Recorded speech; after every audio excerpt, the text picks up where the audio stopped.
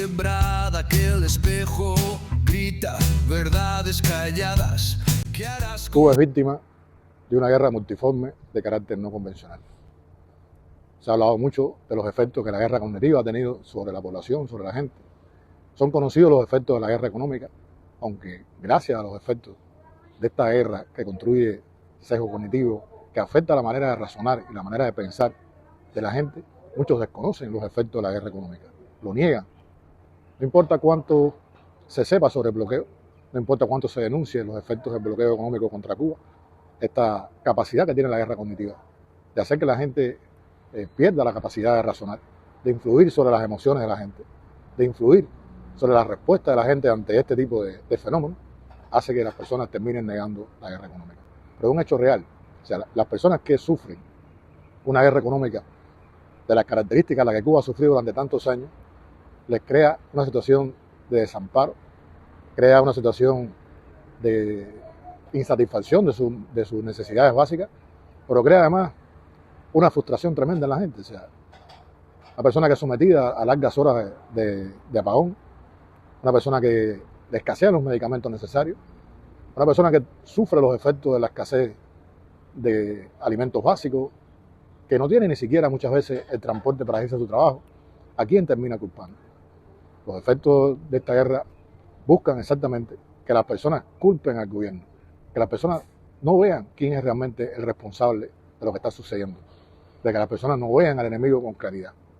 Y eso hoy impacta muy fuerte sobre la población cubana.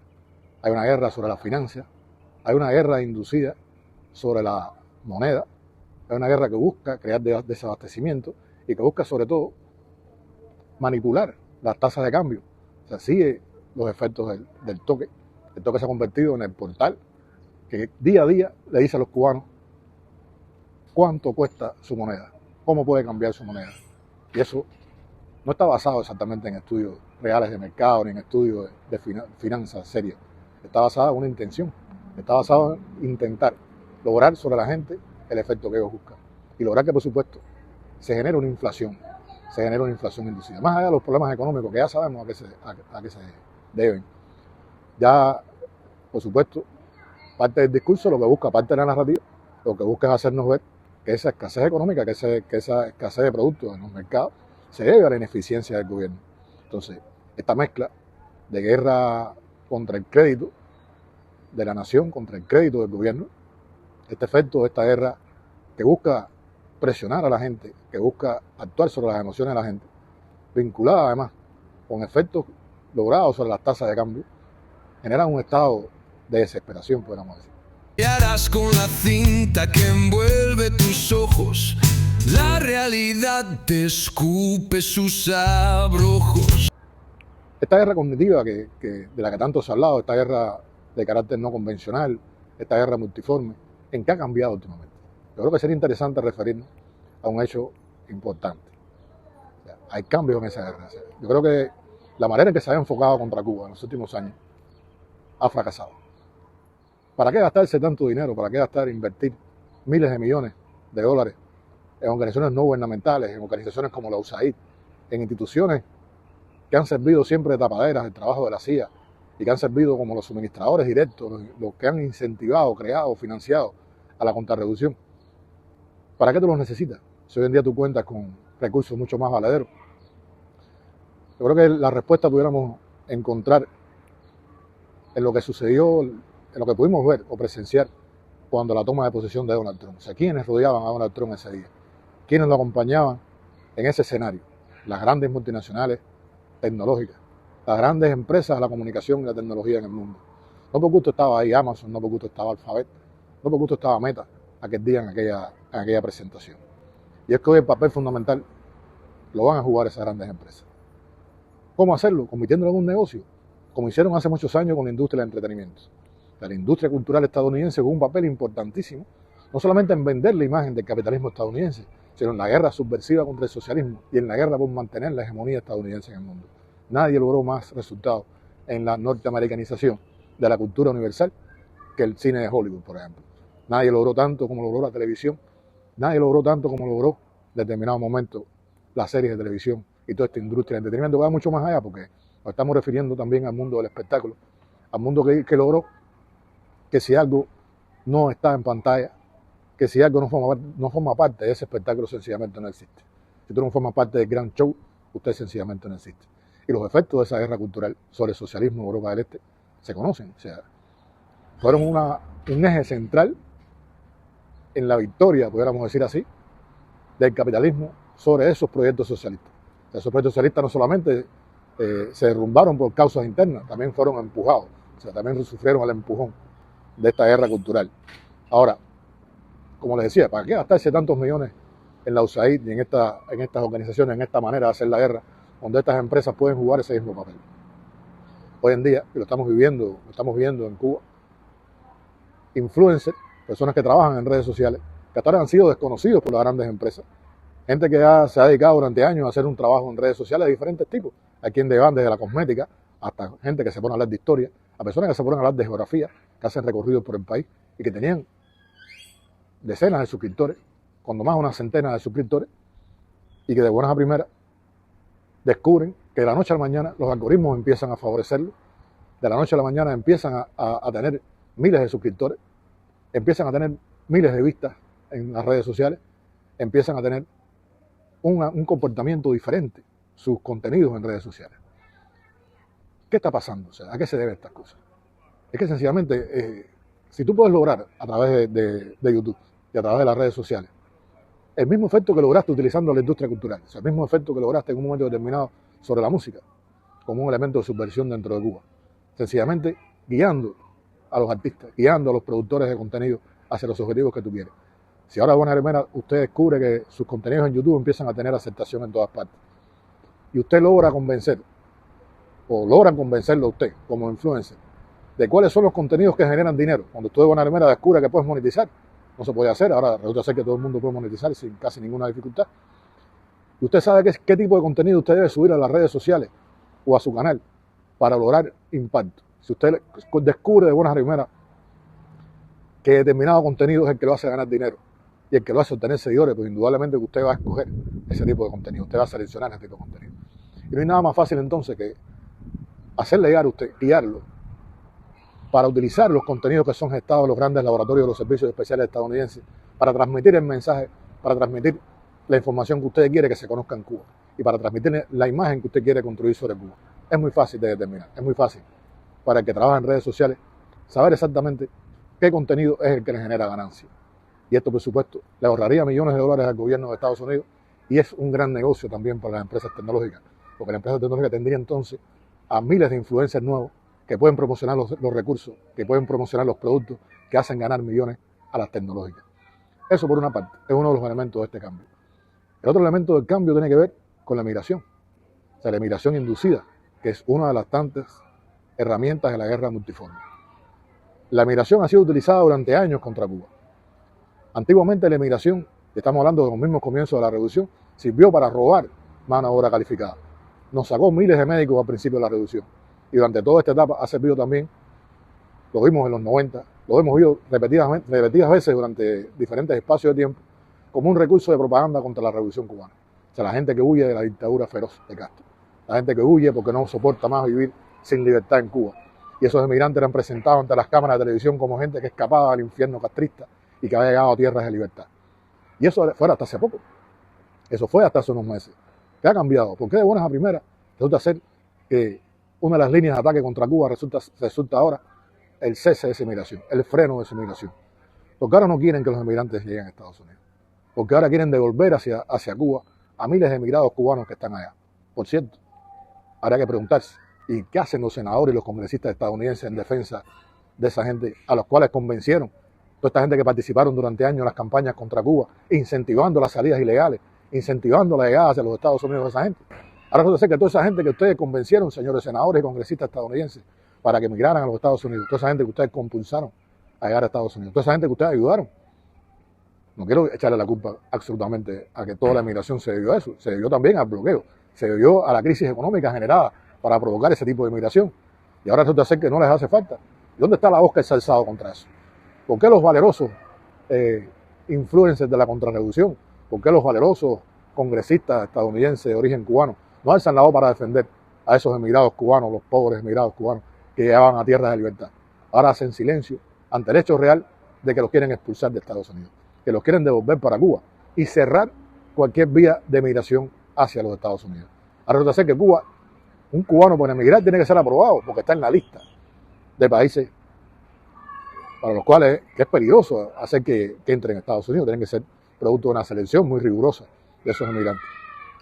Ahora se acabó el incentivo a la emigración.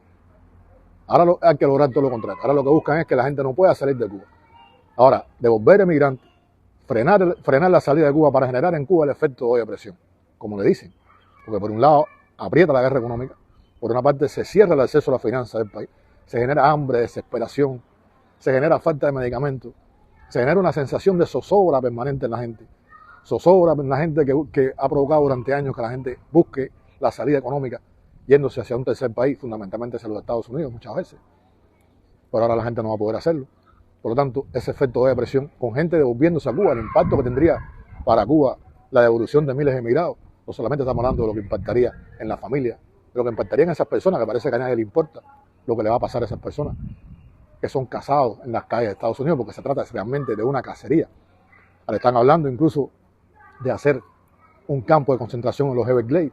Ahora están hablando de construir una especie de prisión en esa zona pantanosa, difícil de acceso, un Alcatraz de caimanes, de cocodrilos rodeados, donde la gente no se puede escapar. No hay algo más terrible que eso. Pues ahora esa gente que emigró hacia Estados Unidos, su destino va a ser terminar en un campo de concentración. Bueno, señores congresistas, no les da vergüenza. Señores que se autotitulan de origen cubano, no sienten ninguna pena, no se sienten responsables de esas cosas. Ahora, ¿qué va a pasar? Ustedes que siguen promoviendo la guerra contra Cuba, ¿cómo van a responder ante la familia cubana por esas cosas que están haciendo contra los cubanos? Y esa es una realidad, porque entonces devolver a esa gente hacia Cuba generaría un estado grave dentro del país, generaría una crisis dentro del país. Ese es el sentido, el impacto económico por encima de cualquier valoración humana. Y repito, señores congresistas, que se autotitulan de origen cubano, ¿con qué cara van a mirar a la familia cubana esa que ustedes dicen proteger cuando te pretenden encerrar en un campo como ese Alcatraz de los Caimanes, en los Everglades, a los emigrados?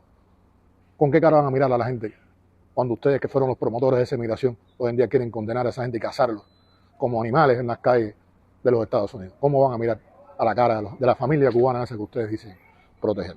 Es realmente una vergüenza.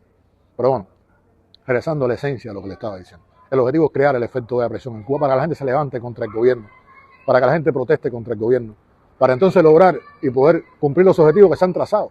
Esos objetivos que están pidiendo a gritos personas como Jiménez, como María Elvira Salazar, como Mario Díaz Balart, que están pidiendo una agresión contra Cuba, que están pidiendo que se haga contra Cuba lo mismo que se hizo contra Irán, que están pidiendo que los bombarderos estadounidenses den un golpe quirúrgico contra Cuba. Y entonces justificar la agresión militar contra Cuba para poner fin a la revolución. Ese es el objetivo central que buscamos.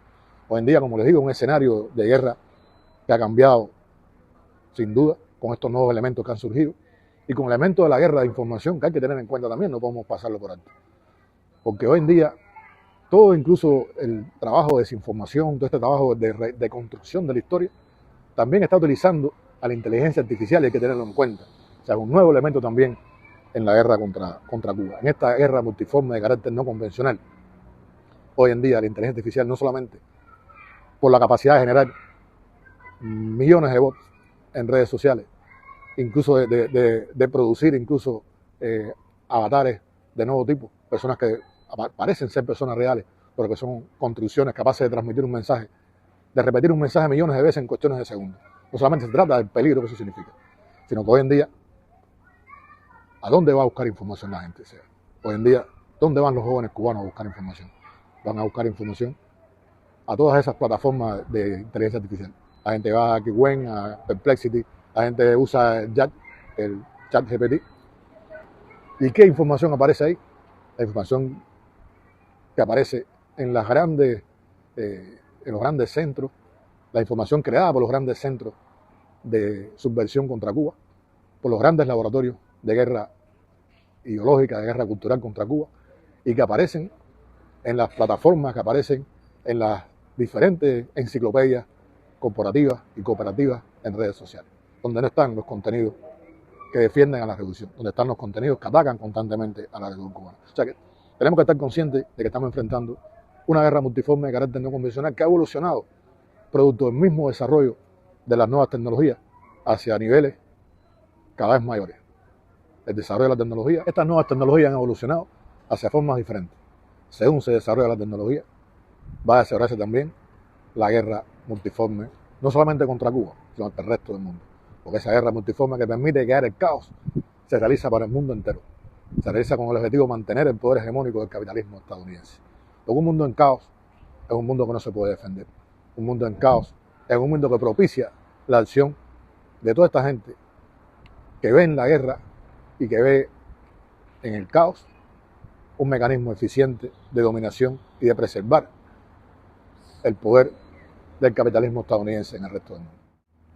Muchísimas gracias. Esto es ¿Y ahora qué?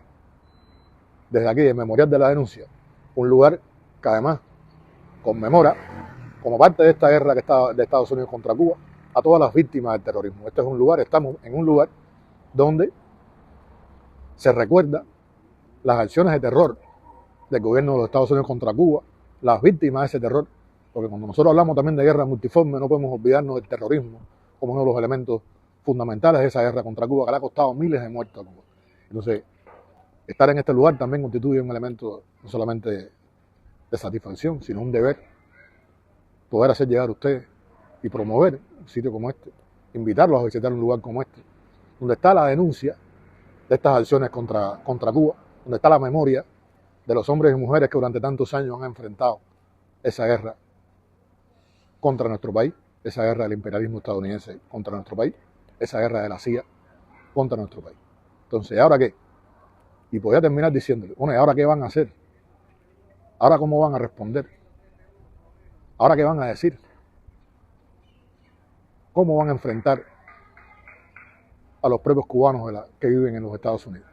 Es una pregunta que les dejo en el aire y que espero que puedan responder en algún momento. Muchísimas gracias, nos vemos de nuevo en otro programa. ¿Y ahora qué?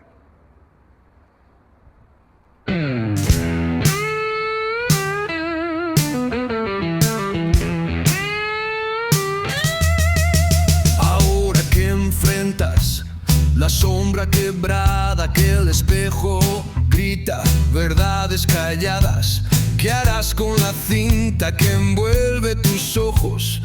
La realidad te escupe sus abrojos. Prensa vacía, palabras huecas, periódicos grises con promesas secas, filtran mentiras en tinta de nada. ¿Qué vas a hacer con tu alma apagada? Grita al viento, rompe cadenas, pregunta al cielo, quema tus penas. ¿De qué sirve correr si te ahogas aquí? Si la verdad te aplasta hasta el fin. Con mucho el efecto de la guerra cognitiva, todo lo que ha implicado contra Cuba. Aquí tengo mi pomito de agua, me lo permiten un momentico, con su permiso. Estas nuevas tecnologías han evolucionado. Una persona que es sometida a largas horas de apagón, una persona que escasea los medicamentos. Hay una guerra inclusive sobre la moneda, hay una guerra que busca crear desabastecimiento.